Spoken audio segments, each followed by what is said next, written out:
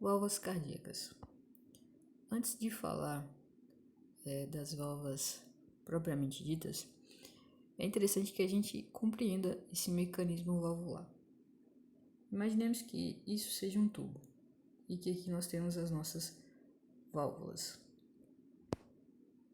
Perceba que essas válvulas são fixas nesses dois pontos, mas nas suas extremidades elas não são fixas. Então, é como se fosse uma porta.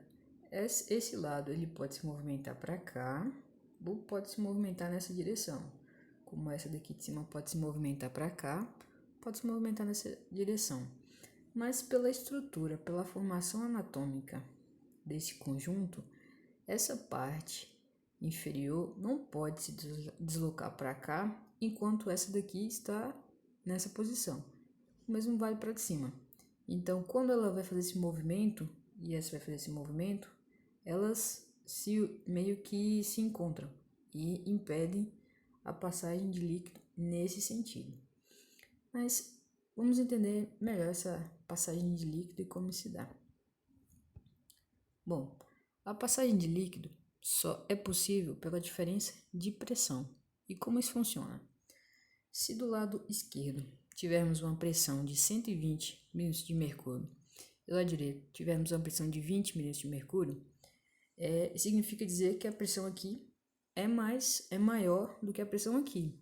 E sabemos que todos os líquidos e todos os gases, eles vão de onde tem mais pressão para o lugar que tem menos pressão. Então, o fluxo sanguíneo nessas condições, ele vai da esquerda para a direita. Então, essas válvulas serão abertas, permitindo que o fluxo continue. Contudo, quando a pressão do lado esquerdo é igual à pressão do lado direito, essas válvulas obviamente estarão abertas, mas não acontecerá a movimentação de nenhum líquido, porque não há diferença de pressão. Então, esse líquido vai ficar parado.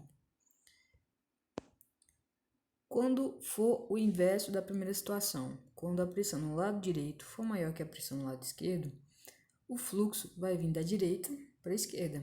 Então, o que vai acontecer com essas válvulas? Elas vão fechar.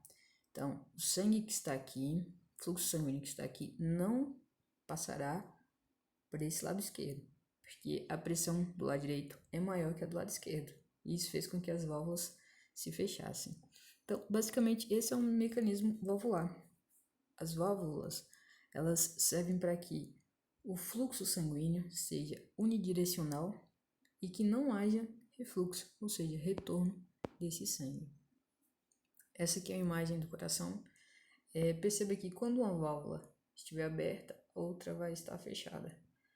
Porque esse é o mecanismo do coração, para que haja passagem de uma, primeiro uma abre, depois ela fecha, aí a outra abre, depois se fecha, depois essa abre e se fecha, e assim permitindo todo o ciclo cardíaco, a circulação aqui no coração. Ou seja, diante de tudo isso, o que podemos definir como válvula? Porque válvula e válvulas são coisas diferentes. Aqui nessa imagem, nós temos as cordas tendíneas que ligam o tecido ao músculo papilar.